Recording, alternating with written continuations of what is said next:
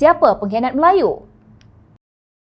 Dalam sejarah politik negara, hanya di bawah pimpinan UMNO lah kuasa politik Melayu yang di awal tahun 1955, pilihan raya tempatan pertama memenangi hampir 85% kerusi menjunam kepada di bawah 2/3 pada pilihan raya 1959.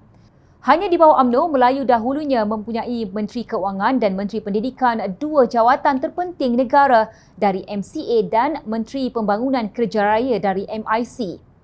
Mereka lah sebenarnya menguasai pembangunan dan kewangan negara. Maka dari sejak merdeka sehingga ke tahun 1970-an, pentadbiran negara berada bukan di tangan Melayu. Malah hingga ke penghujung 70-an, di antara jabatan-jabatan kerajaan yang ada pada masa itu, semuanya dikuasai oleh pegawai-pegawai tinggi bukan Melayu, melainkan satu jabatan iaitu Jabatan Perhutanan. Itulah hakikatnya apabila seawal selepas merdeka, apabila UMNO dan pemimpin Melayu mula berkuasa, Melayu telah mula tergadai hak dan maruah diri di bumi Melayu akibat pemimpin-pemimpin Melayu yang mula menjual kuasa untuk kepuasan dan keseronokan peribadi. Sementara Melayu semakin miskin dan hina dan Tun Abdul Razak hanya mampu mengalihkan Melayu pada masa itu dikatakan tidak berharta hatta tanah tempat tinggal ke hutan rimba dijadikan peneroka dan kini 4 generasi mereka terperangkap sebagai peneroka Felda yang kini kekal sebagai peneroka seperti hamba dan terasing dari kelompok masyarakat Melayu dan desa yang jauh terbela dan dibela. Hari ini kita menyaksikan bagaimana Felda dihancurkan oleh bukan Cina, bukan DAP tetapi oleh pemimpin UMNO itu sendiri.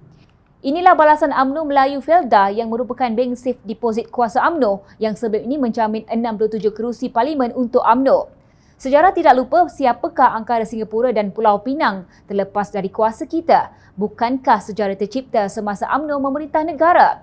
Di Singapura, dahulunya ada UMNO, begitu juga Pulau Pinang. Kedua-duanya terlepas dari tangan kita bukan kerana DAP tetapi kerana kita, kerana kelemahan pemimpin UMNO. Kenapa bangkitkan tentang Pulau Pinang dan menyalahkan DAP?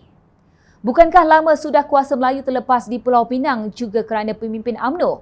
Bukankah UMNO yang merestui dan mengiktiraf parti gerakan yang berkuasa di sana? Kenapa salahkan DAP yang mengambil kuasa dari gerakan? Nasib Melayu kurang terbela di Pulau Pinang bukan kerana DAP. Malah peruntukan kerajaan negeri kepada pembangunan Islam di bawah DAP kini berlipat kali ganda. Dalam DAP ada wakil rakyat Melayu, dalam DAP ada ramai ahli Melayu. Mereka juga mendukung perlembagaan negara. Hanya yang ketara MCA dalam perbincangan Perhimpunan Agung berbicara dalam bahasa Cina, manakala DAP berbicara dalam bahasa kebangsaan iaitu bahasa Melayu.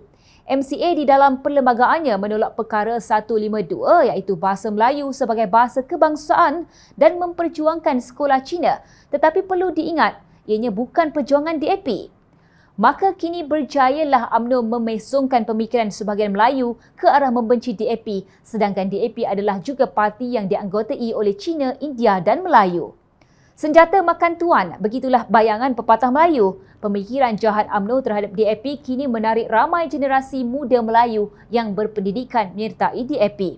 Bahkan DAP kini memenangi hati bukan Melayu dan mendapat sokongan hampir 90% dari pengundi bukan Melayu dan kini DAP menyertai PH yang dianggotai oleh 3 parti politik majoriti Melayu. Di mana UMNO dalam BN? Satu parti politik Melayu di antara 13 parti politik bukan Melayu. Sedarlah kejatuhan sesuatu bangsa zaman moden ini adalah ditentukan oleh bangsa mereka sendiri dan bukan kerana kejayaan kaum lain. Melayu hari ini akan menjadi bangsat kerana dibangsatkan oleh Melayu UMNO dan bukan oleh DAP. Apakah Cina rakyat Malaysia yang mengancam Melayu? Apakah segala ancaman dan kerosakan yang berlaku ke atas Wan MDB, SRC, LTAT, Tabung Haji, MARA, Felda, FGV, FIC, Bank Negara, pengkhianatan terhadap tanah rezerv Melayu yang kini hanya tinggal 12% dan di Johor skandal rasuah mengkhianati hak terhadap peruntukan hartanah Lot Bumi Putra bagi rakyat Melayu Johor adalah malapetaka dan angkara DAP. Sedarlah bahawa pemimpin-pemimpin Melayu UMNO yang diberikan kuasa dan amanah oleh Melayu kini yang menghancurkan serta merosakkan Melayu dan negara. Ingat, rakyat memerhati.